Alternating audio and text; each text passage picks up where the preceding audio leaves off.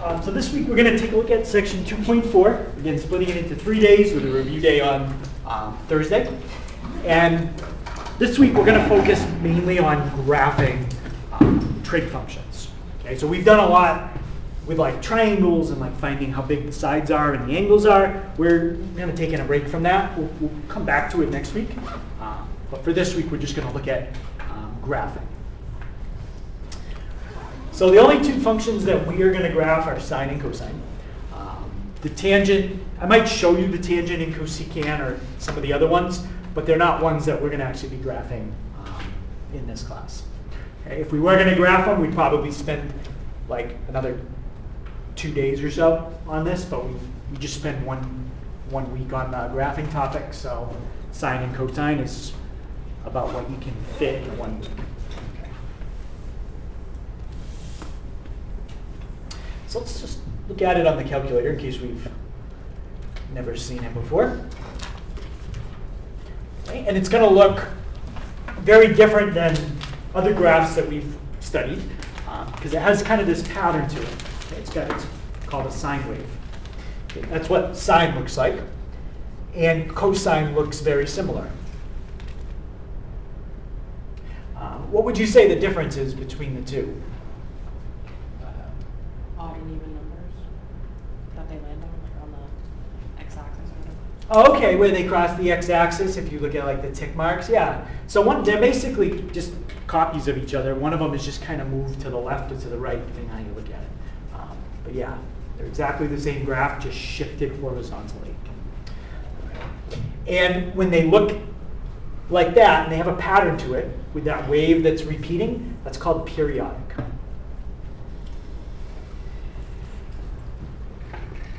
All trig functions are periodic, not just sine and cosine.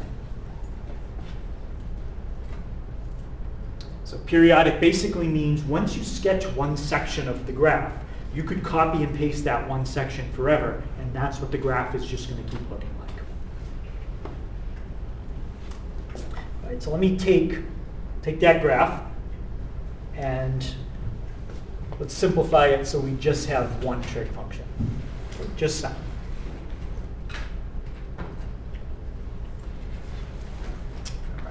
Take that, put that there, make it a little bigger. And let me trace, when I say like one section, let me show you exactly what one section is. One section would start here, would go up, come back down, and then go back up and stop right there. That section in black is exactly one section of the wave. Now, if you took that and you made a copy of it, and you pasted it right there, that's what the wave would look like in the next section. And you could just keep copying and pasting that one section forever, and you get the whole graph. Okay. So let's look at how high and low the graph goes. So it starts at a height of 0. And then what's the highest that it goes right there? 1. Yeah, it goes up as high as 1, and then it comes back down to 0. And what about the lowest that it goes? Negative 1, and then it goes back to 0. So that pattern of starting at 0, 1, 0, negative 1, 0, 1, 0, negative 1, 0, 1, 0, negative 1, 0. You're going to keep getting that 1, 0, negative 1, 0 pattern repeating over and over. Those are the highest and lowest y values that you ever get. So those y values, 1, 0, negative 1, 0, they just keep repeating forever. You have to travel a certain amount of time before they repeat. The length of the time that you have to travel is from that blue dot to that blue dot. That's the length you have to travel on the x-axis before you're going to get to the end of the section, and then you'll be at the beginning of the next one. Okay. So when I say here all the different y values between negative 1 and 1, in this case, start repeating, they start repeating after you've traveled exactly that far in blue. Okay, that's what I mean. If you don't travel that far, then no, they won't start repeating yet because you haven't gone far enough to get a full wave. Okay. So any questions on that right there? Okay, so there's a name for that, the length of that blue kind of line segment that I drew. Okay, that's called the period of the graph. The period is a word used to describe the amount of distance you have to travel before you're going to notice your graph repeating itself.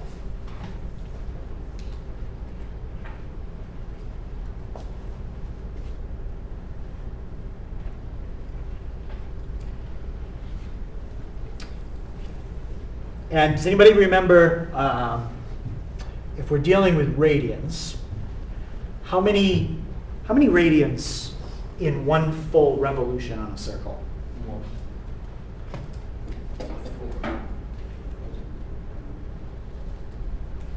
Well, how many degrees in one full revolution? 360. And what if you convert 360 to radians? How much is that?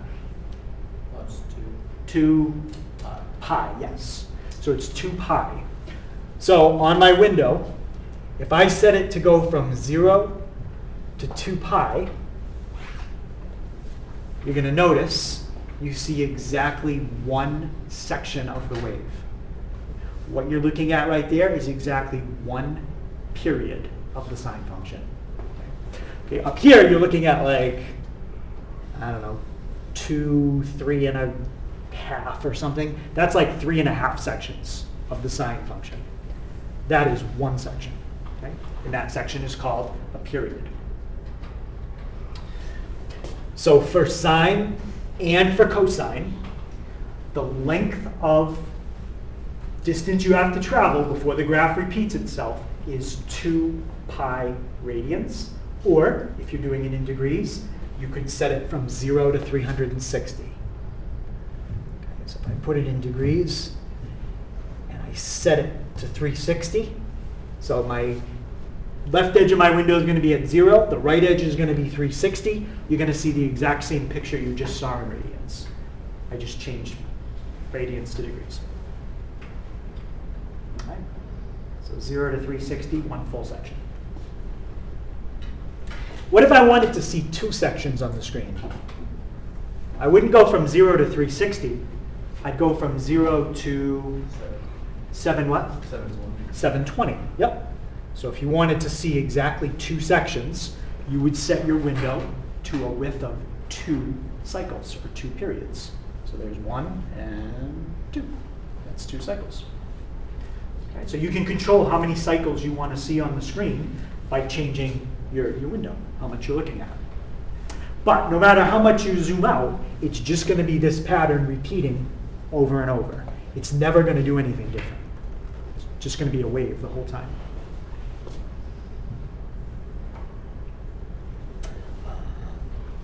So I kind of already said that to you guys. If you go beyond one period, like you go beyond that line segment in blue, the graph is just going to repeat itself. Okay? That's all you're going to see.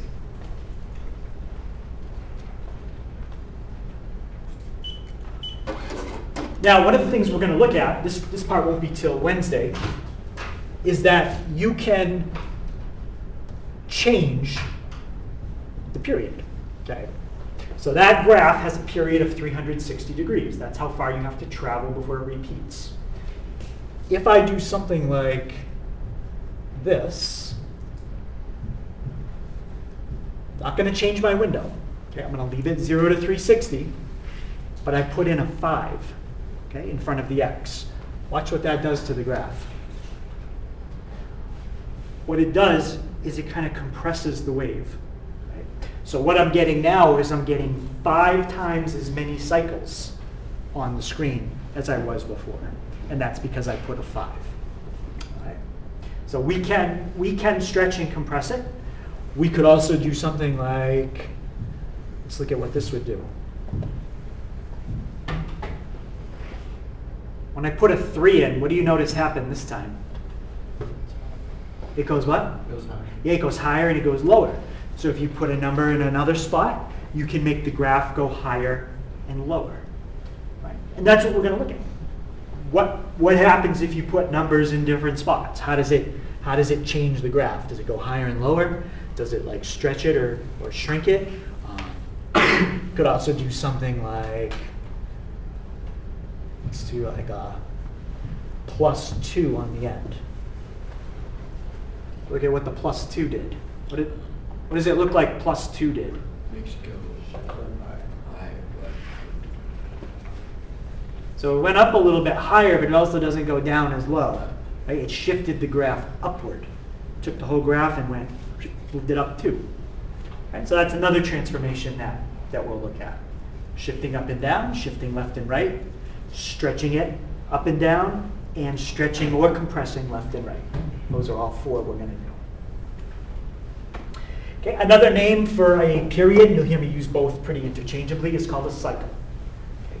So if I said to you, sketch one cycle of the graph, sketch one section of the graph, sketch one period of the graph, it all means the same thing. Cycles, you do see that word used more if you're doing anything with like electronics. Anybody ever seen that before? Hertz? 60 hertz? Hertz means cycles per second. In this reference, it's talking more about like electricity.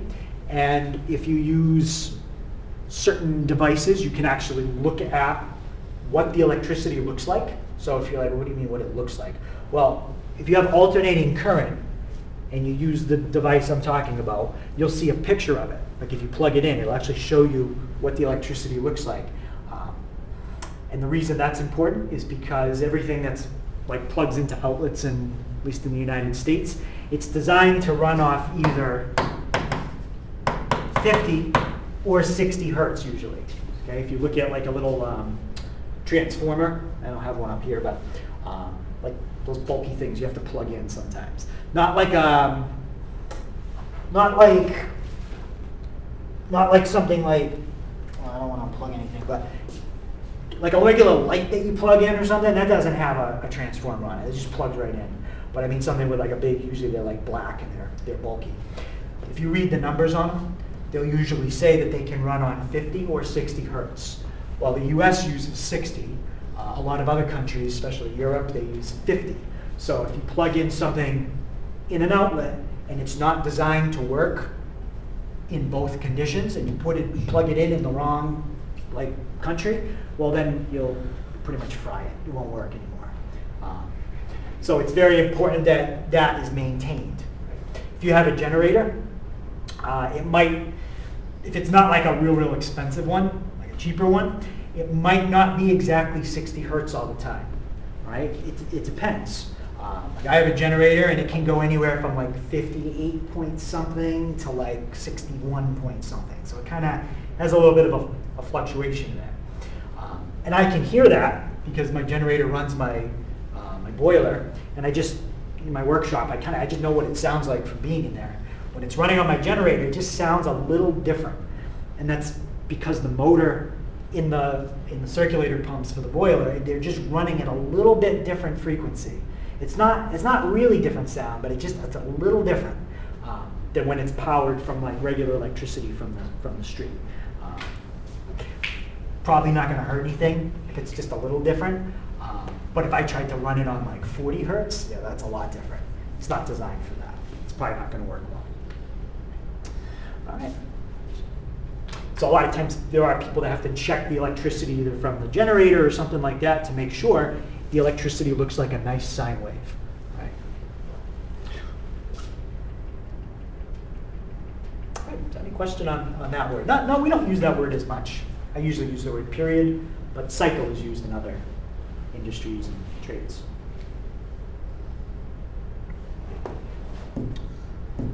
Okay. So when we are graphing a trig function, we really need about 5 different points. Okay? And I tried to mark them on here. 1, 2, 3, 4, and 5. Those 5 points will give you a pretty good picture of what your wave is going to look like. Okay, I call these like the 5 important coordinates, or the 5 key coordinates that you need.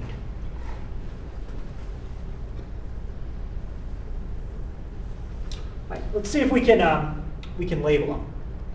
Now, in degrees, I started at 0, and I stopped at, right here was 360. Let me erase these other numbers. What's halfway between 0 and 360? So that's 180. And what's halfway between 0 and 180? 90. And halfway between 180 and 360? 270. So we got 0, 90, 180. I put that one in a bad spot. I'll move that. Put 360 right there. And 270.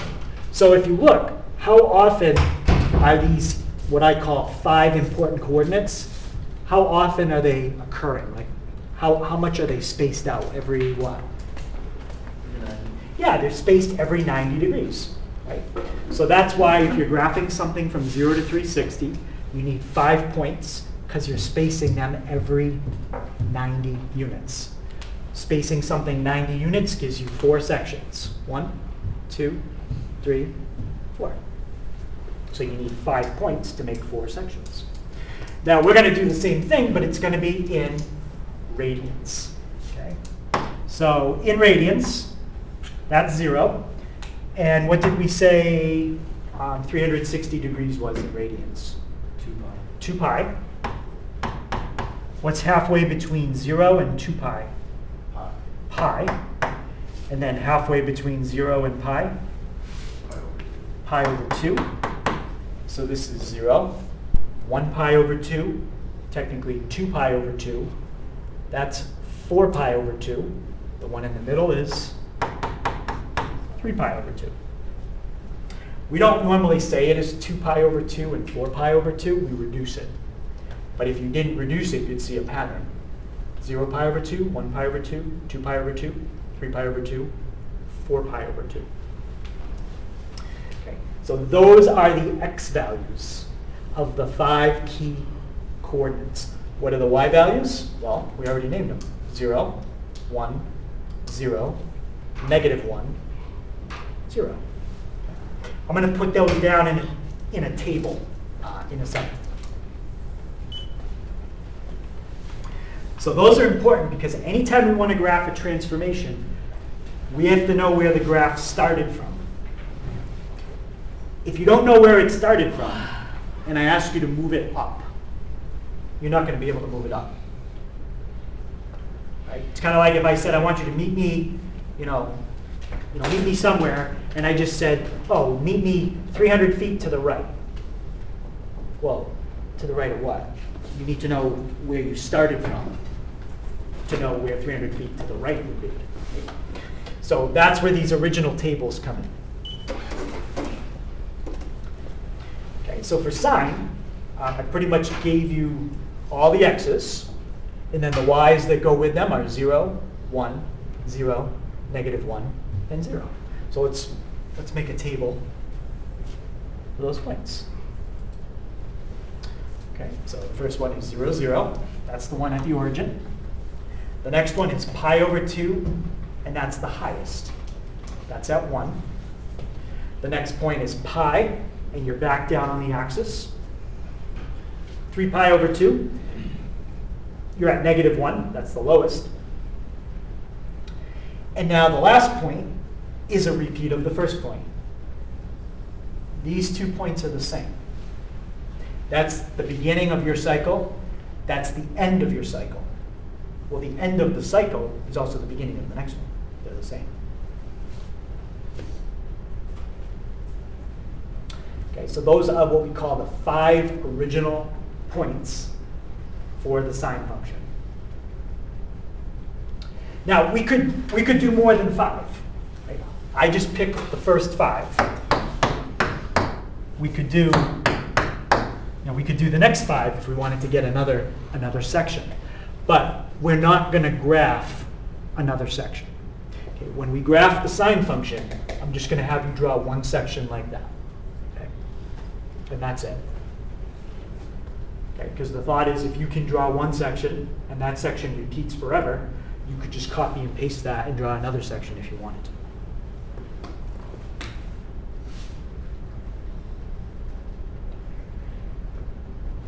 All right. Now, let's look at cosine. Okay, we've already looked at it, but I want to see if we can look at the graph and figure out the points that are going to be in the table.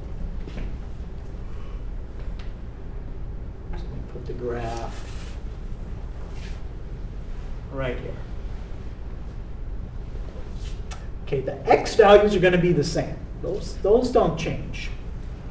The reason they don't change is because we want to pick x values that are equally spaced, starting at 0 and stopping at 2 pi. So you want 0, 1 pi over 2, 2 pi over 2, 3 pi over 2, 4 pi over 2. We just have to make sure we get the y values right. Okay. What's going to be the first y value based on that graph? And again, this is for cosine. Yep. Right. It starts at the top. Starts at 1.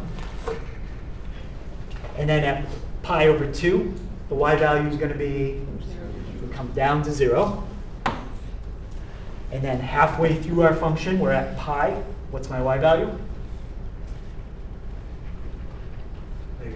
Negative 1. Next y value would be at 0. And then the last one? 1. Okay, so it's similar to sine, but it starts at 1 instead of starting at 0.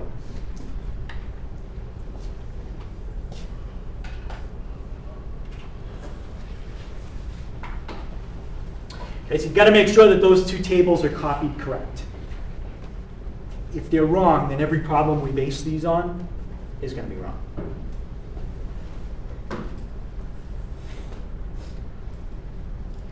Now, what's another function we've studied that I haven't shown you the graph for? Yeah, we're not really going to look at tangent. What I'll do is let me graph it just so you can see it, but I don't really want to spend a lot of time on it. It is periodic. Periodic just means that it repeats over and over, and that does repeat. The difference is it's not a wave, though. Okay, it's not connected. Sine and cosine are the only two that are connected. Every other trig function is disconnected, meaning you'd have to lift your pencil if you wanted to draw it. Okay, and then something like 1 divided by cosine, that would be the secant function. That's how we have to type in secant. We have to flip the cosine. I'll just show you an example of what that looks like. It looks like U shapes and N shapes. So again, it is periodic. There's a pattern that keeps repeating. It's just not something that we're going to study. Okay, so the two we study, they always look like waves. Okay, any question on those two tables? All right. All right, so once you know where your graph is starting, now we can figure out how it's going to move. Okay, there's 4 different ways it can move. We're going to study 1 today, 2 tomorrow, and 1 on Wednesday. The 4 ways that the graph can move are left and right. That's for horizontal movement. Up and down. That's shifting up and down. You can also stretch up and down, or you can stretch left and right.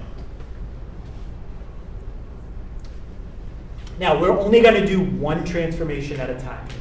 Okay, so if I give you guys a problem, you're never going to have one where it, say, shifts up and left at the same time, or up and right. Okay, it would either be up or right, one or the other. Because we're only going to do one transformation at a time, that means when you figure out the new points, one of these columns is not going to change. Which column is it? Well, that depends on what kind of transformation you do. If you shift something up, shifting up would affect which value? X's or Y's? It would affect the Y's. So shifting something up, you would not change your X's at all. You'd have to figure out your Y's though. If you shift something left or right, what values would that affect? Yeah, that would change all the X's, but the Y's would stay the same. So one column will always stay the same, the other column will change.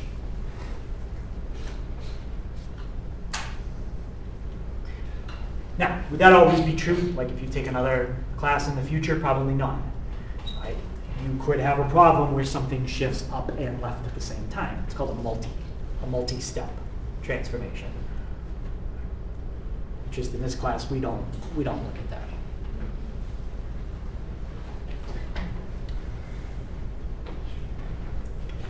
All right. So that's pretty much the background on graphing sine and cosine. So for the rest of the week, each lesson now is going to be focused on one specific type of transformation. Or tomorrow we'll do two. The first kind of transformation we're going to look at is what is called a phase shift. Now we've done phase shifts before. We've just never called it that. A phase shift is when you move the graph to the left or to the right. That's all it is.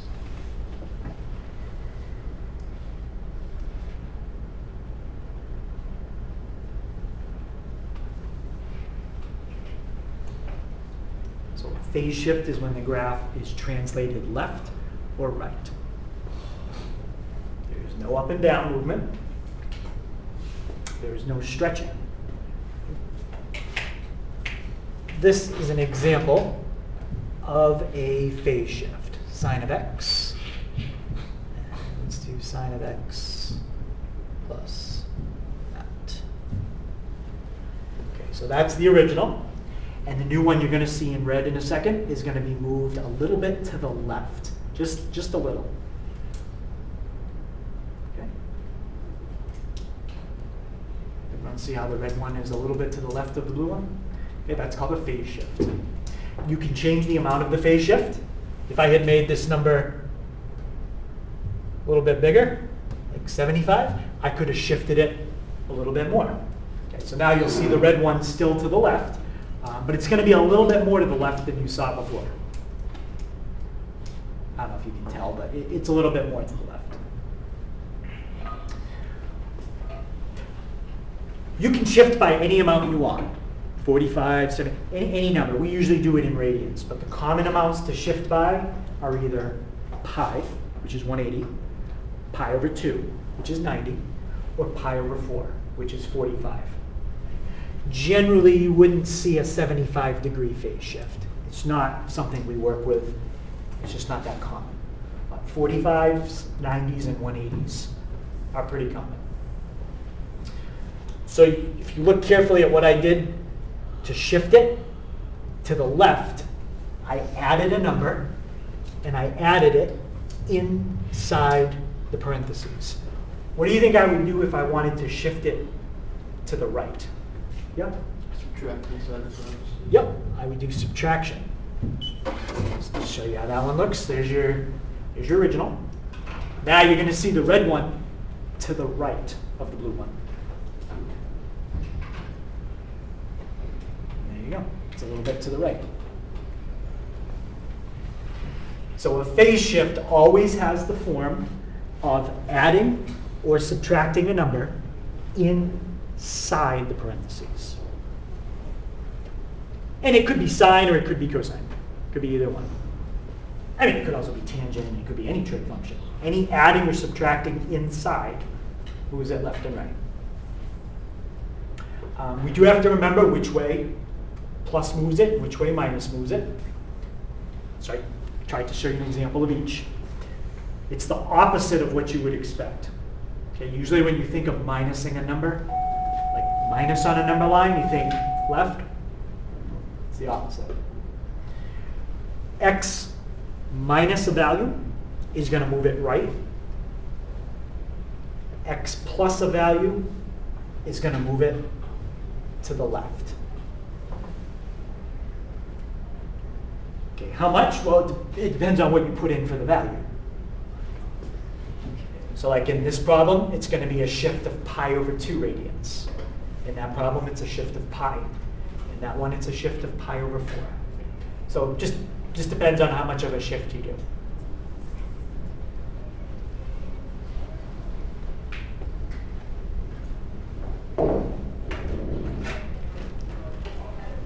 Okay, so just make sure we understand what's changing and what's not.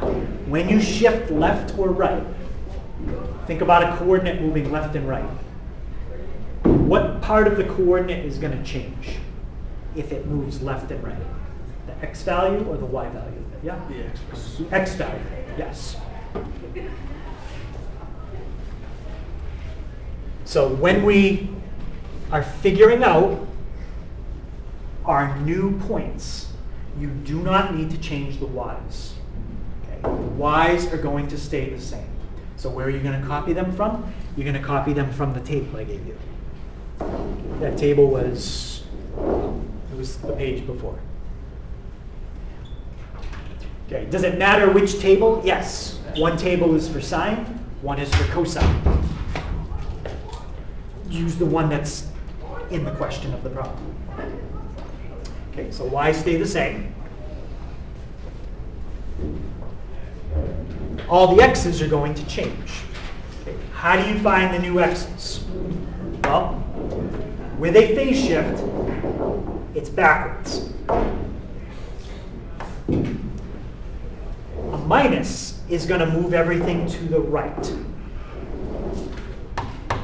If I had a coordinate right here, and I wanted to move it to there, what would happen to the x value going from coordinate 1 to coordinate 2?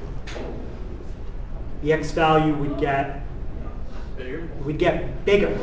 So when you have a minus and it shifts the graph to the right, the x value needs to get bigger. The only way the x value can get bigger is if you add. Okay? So we have to remember to do the opposite of what we see right there. Okay? If I have x plus a value, that's going to move the graph to the left. The only way that something can move to the left on a graph is if the x value gets smaller. Which operation makes something smaller? Subtraction would move it to the left.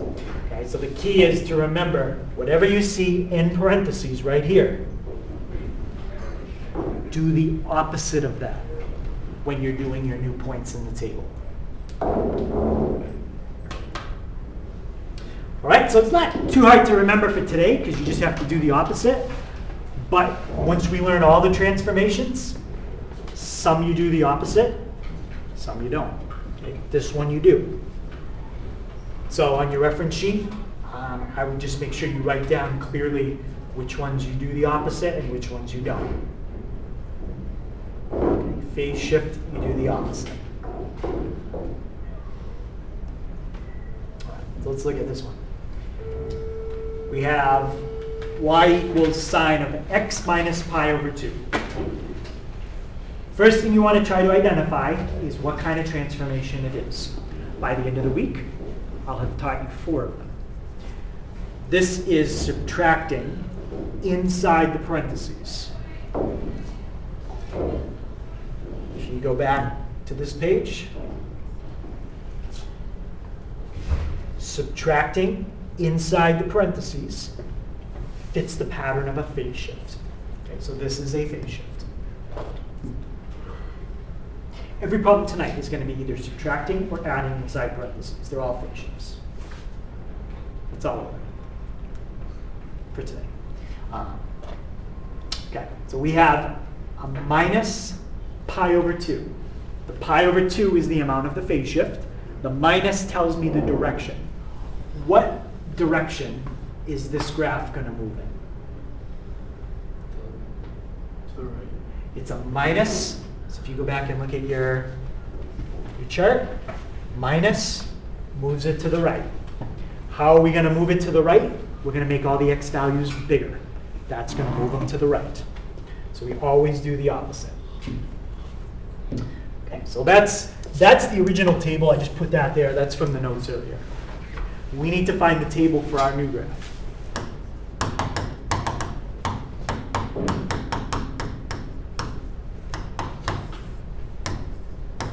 Okay, what column there is going to stay the same? Yep. The y's, okay, because this is a phase shift. So can somebody tell me my original y values for sine? And they are different for sine and cosine, so we got to get them from the correct table. Yep. We use 0, 1, 0, -1, 0. Yes. On the test, the table is going to be worth 10 points in the problem. You're going to get 5 points if you get those 5 right, just like that. Okay, so you get 1 point for each number in the table.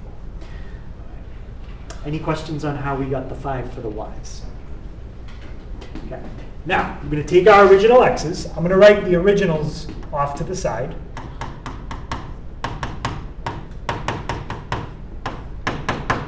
Those are not the new ones. Those are the originals. Just copied them from the original table. I'm going to put all the new ones in that box. What am I going to do to each one of these x's? Am I going to add something, or am I going to subtract something? Yep. We're going to add, right? We have to do the opposite. We've got a minus in the problem, so we're going to add. And what am I going to add to each one of them? Pi over 2. You're going to add the amount of the shift. Pi over 2, which is 90 degrees. Okay. But we are going to do it in radians. So we're going to add pi over 2.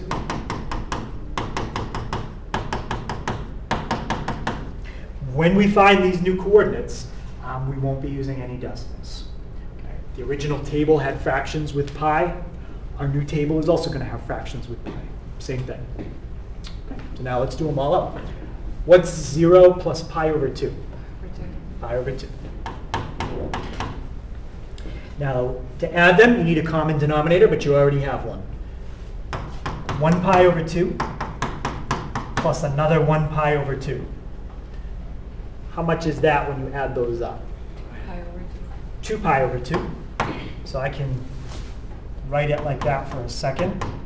2 pi over 2, but then that reduces to pi. So that's what I want there. We got pi. Okay, the third one. It's pi over 1 plus pi over 2. What's my common denominator between 1 and 2? 2. How would you make this a 2? Multiply it by what? 2. By 2. And where else would you multiply by 2? Top. Numerator. What's 2 pi over 2 plus 1 pi over 2? 3 pi over 2. Okay, now the next one, 3 pi over 2 plus 1 pi over 2 is how much? 2 pi. What would it be before you reduce it? 4 pi over 2. It would be 4 pi over 2, which does reduce to 2 pi. The reason I'm showing it to you not reduced is because look at the pattern. 1 pi over 2, 2 pi over 2, 3 pi over 2, 4 pi over 2. What do you think the last one is? 5 pi over 2. And if we were to keep going, 6 pi over 2, 7 pi over 2, 8 pi over 2, 9 pi over 2. That's the pattern. Once you reduce it, you don't see the pattern as nicely. But we do want it reduced in the end. Okay. So those are our new points. Any question on the table? Okay. That's the most important part of the question. That's worth 10 points. The sketch, it's worth 2. Okay, so the sketch isn't worth as much because it's not as many answers as the table. The table has 10 answers in it. And it'll be set up just like that on the test. There'll be a table. There'll be 10 empty boxes. You just click in each box and type the answers. The pi symbol will pop up for you where you need it. All right. Now, in terms of these original values, the spacing of them, were these equally spaced when we started or not equally spaced? Yeah. Yeah, they were all equally spaced. Right? That's why we picked them. They were all spaced nice and equally. If you take 5 things that were all equally spaced and move them all together the same amount, are the new values equally spaced? Yes. Yes. Because these new values are not nice numbers, we don't want to label our axes like 0, 1, 2, 3, 4, 5, 6. Right? We're going to have numbers like 3.14, 3.14 doubled, 6.28. Those are awful numbers to graph. So what we're going to do is we're going to label our axes. And the only rule when you label tick marks is you have to equally space them. You can't do something like this. You can't go by ones and then skip 4 and then start going by ones again. Just pick things that are equally spaced. Well, what are some things that are equally spaced? These. Those are all equally spaced. And if you looked at them in degrees, it would be a little easier to see. 90, 180, 270, 360, 450. They're all 90 apart. So let's use those as our labels. Okay, the axis is always 0. Pi over 2, pi, 3 pi over 2, 2 pi, and 5 pi over 2. Those are how I'm labeling my tick marks. I put them a little bit lower because I'm going to be drawing a picture in this area here. So I don't really want my labels up there. Just try to put your labels out of the way. Now the y-axis, what's the highest we need to go? 1. And the lowest? -1. -1. So technically you do not need labels on the y-axis. Whenever you don't label tick marks, it's always assumed you're just going to go by ones. But if you want to put labels in, you can, but you don't need them on the y-axis. You do need them on the x. Okay, if you don't put them on the x, I'm going to assume 0, 1, 2, 3, 4, 5, 6. Okay. And that's not what we're doing. We're using different numbers. Okay. Now plot all your points. So the first one is pi over 2, 0. Pi, we're at 1. 3 pi over 2, back down to 0. 2 pi, you're at -1. And 5 pi over 2, you're at 0. And that is your sketch. Okay, so the one in black, that's the new one. The one in red, just to show you this table, what the original would look like, would have been here, here, here, here, and here. The one in red, that's the original. Okay, so the one in black has been shifted to the right, pi over 2 radians, or 90 degrees. Generally, I don't have you draw both on the same axis like that. I'm just going to, on the test, I look for the final new graph and the final new table. I don't care about the original table. Okay. All right, any question on that one? Okay, so that was a sine function shifted to the right. This is a cosine function. And which way is the plus going to move it? That's going to move it to the left. Yep. Okay, so first step, figure out which column stays the same. Fill that column in. Because that's the column you don't need to think about. It stays the same. Okay, so for a phase shift, which column stays the same?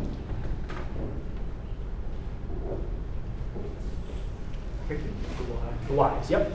And can somebody tell me what are my y's for cosine? Right, and this is different than sine. I've seen people put the sine values here and then they get that whole half of the table wrong. So just look at the right table. Yep. 1, 0, -1, 0, 1. 1. Okay, off to the side, I'm going to put my original x's just for reference. Can somebody else give me my original x values for cosine?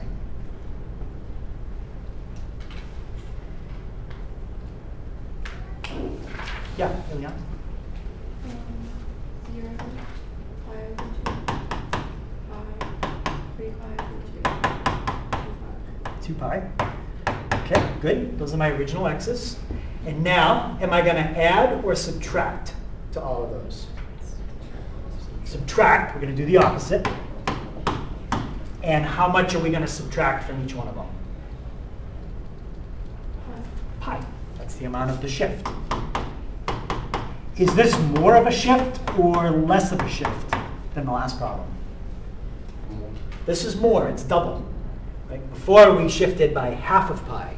Now we're shifting by a full pi. So it's going to shift more. Okay. Let's go through them. What's 0 minus pi? Negative pi. Negative pi. Let's do some of the easy ones first. What's pi minus pi? 0. And 2 pi, take away 1 pi. Pi. Okay, so we got 3 of them without worrying about any common denominators. Now, pi over 2 minus pi.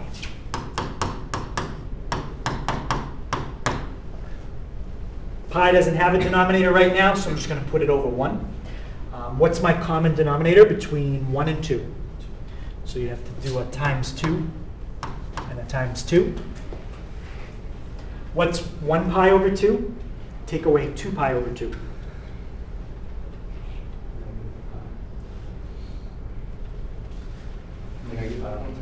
Negative pi over 2. And let's do the last one. 3 pi over 2 minus pi. Well, I can tell you the easy way to find it is they're all equally spaced. So whatever is halfway between 0 and pi, that's what's going to go right there. What is it? Pi over 2. Yeah, it's going to be pi over 2. But if you weren't sure, you could find your common denominator. 3 pi over 2, take away 2 pi over 2. 1 pi over 2. So another way to always find 1 is if you know 2 and you want to get the one in the middle, that it's like the average of them. That's what's always right in the middle of 2 of them. It's average. Any question on the table? Okay, again, got nice numbers. Right? Negative 3.14, positive 3.14. That's a mess if you number these 1, 2, 3, 4, 5. So don't number them. Use your x column as your labels. This time you need 2 negative ones though. Negative pi over 2. The axis always has to be 0. Sometimes I've seen people try to label the axis something else. You can't do that. The axis has to be 0. Okay. Pi over 2 and pi. All right. And now plot all your points. So negative pi, we're at 1. And we're at 0. And we're at negative 1. Then we're back to 0 and back to 1. Now, it looks almost like it's a V, right, with those dots. Remember, though, it's a wave. So what you're really graphing is something that looks like that. It's the middle part of the wave. So don't draw it like, don't do that. That's not how it should look. Right? Just try to give it a little bit of curve to it. Right? And it would stop right there. But that's your wave. Okay. Any question on that one? Right? And that shifted to the left. I'm not going to do the original, but if you did it, the original would have been more like that. And now this one moved left. All right, so 1 point for each number in the table, 10 points for that, 2 points for that, whole thing's worth 12 points. All right. Let's finish up with one of these. Is this more of a shift or less than a shift from the last one? It's a lot less. It's only 1/4 of pi. So it's only going to move the graph 1/4 of the amount of this one. Yep. And because it's a minus, it's going to move it to the right. Yep. So it's just going to slide it to the right just a little bit. All right, let's make our table. Okay, it is subtraction inside parentheses again, which means it's a horizontal or a phase shift. Which column is going to stay the same? Y's? Yep. What are my original y values for sine? Yep. 0, 1, 0, -1, 0. Yep, so that should be an easy 5 points right there. 0, 1, 0, -1, 0. Okay. Now off to the side, I'm going to put my original x's. Can someone remind me what are my x's for sine? Same x's for cosine too? Yep. 0, 5, pi over 2, pi, 3 pi over 2, 2 pi. Okay. Are we going to add or are we going to subtract to all of those? Yep, we're going to add. And how much are we going to add? Pi over 4.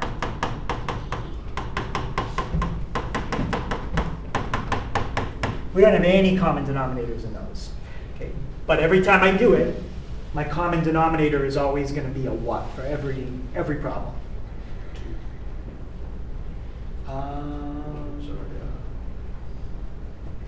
No, not a 2. 1. Wait, what was the question? What will my common denominator be when I do all of those? 4. Yeah, the common denominator cannot be smaller than the individual denominators you already have. It has to be at least 4, or it could be higher, but in this case it's 4. All right, first one, we really don't need a common denominator. What's 0 plus pi over 4? Pi over 4. Just pi over 4. How many pi over 4s? 1. Just 1. Okay, just keep that in mind. That's 1 pi over 4. Let's do the next one. Pi over 2 plus pi over 4. We already said common denominator is 4. So what are we going to multiply top and bottom by? 2. Okay. What's 2 pi over 4 plus 1 pi over 4? 3 pi over 4. Now we can do one more, but based on the pattern between the first two, anyone think they know what the third one's going to be? Yep, it'll be 5 pi over 4. Because if you make a common denominator of 4 there, you have to multiply, well, let me write it down. It would be a 1. You need a times 4, and you need a times 4. 4 pi over 4 plus 1 pi over 4. 5 pi over 4. How about the fourth one? 7 And the fifth one? 9 pi. So you can keep finding the common denominator, or if you notice the pattern, it's 1, 3, 5, 7, 9. It's odd numbers in the top. There's always a pattern. Okay. Any question on that one? Okay. Now, let's think about how we're going to set that up on a number line. For now, forget the pi over 4 pi. Just focus on the numbers in front. 1, 3, 5, 7, 9. Let's pretend you wanted to mark those spots on a number line. Okay. Here's 0. Where would 1 go?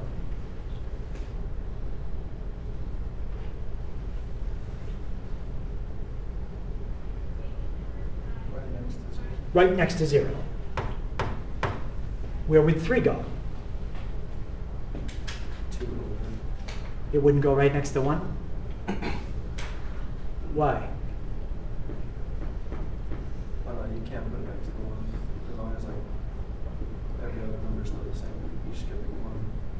So I could put it, where would you, so tell me again where you would put 3? You can put it next to the 1.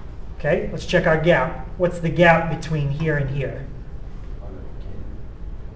It's 1. What's the gap between here and here? Can't do that. So where would 3 go? 2 tick marks. Right, it would have to go 2 tick marks to the right. You have to skip one, right? And the reason you have to skip one is because if you put it here, that's a 2. Right? That's not where 3 goes. Now, where would 5 go? 2 tick marks over. You have to skip again. Okay, that's what confuses some people when they do this one. But it's exactly the same concept of why you have to skip with those numbers. Did I skip everywhere? Yeah. Yeah. Okay. So if this is 0, you can put that there. But 1 pi over 4 can go right next to it. I definitely need more space than that. I'm just going to draw it by hand. So hopefully that's enough. All right. Now, when you put 3 pi over 4, don't put 3 pi over 4 there. That's 2. Go to 3. So 3 pi over 4. 5 pi over 4 wouldn't go here. That's 4. So skip to go to 5. So if you're ever confused with if you should skip or not, just focus on the numbers in front. 1, 3, 5. Pretend like you're graphing those on a number line. And then do the same thing. Okay, so 6 pi over 4, we go to 7. That's 8, and then we go to 9. So that's how we set up our numbers. Any question on that? And technically, I'm going to go by 1s on the y-axis, so I do not need to do that part. But some people like to label everything. Okay, so we start at 0. Let's see, pi over 4 is 0. Then we're going to go 3 pi over 4 up to 1. Let's see, 5 pi over 4, 1. Oh, it's hard to see being this close to the board, sorry. So 3 pi over 4 is right there. 5 pi over 4 is right there. 7 pi over 4 is, just kind of estimate right about there, I think. And then 9 pi over 4 is back up to 0. If you have graph paper, it makes it a little easier.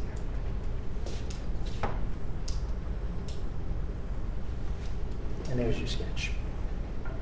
Okay, so that one's just been shifted a little bit to the right.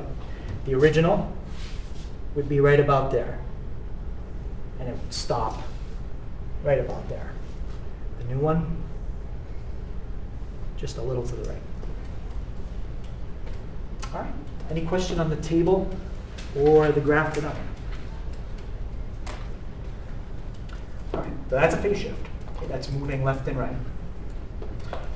So, homework, if you go to lesson 11, you don't have to submit anything. We don't do that. You just, either you can do them on a separate piece of paper and just draw the graph by hand. So there's a spot here to show me the original. So what I'd be looking for is that you just draw the original. The original is going to look the same for every sine problem. So the first 3, first 2, you just copy the same graph for the left. And then the right one, well, that's the new one. That's the one I've been showing you in class. Okay. Make sure that you show the table. Okay. If you don't have the table, all you got is the picture, you're going to get half, okay, for the homework. All right. So that's what I mean by show the 5 points in a table. All right. So we got 2 problems with sine on the first page. Then we got a cosine, and a cosine. All right. And that's it. That's the homework. All right.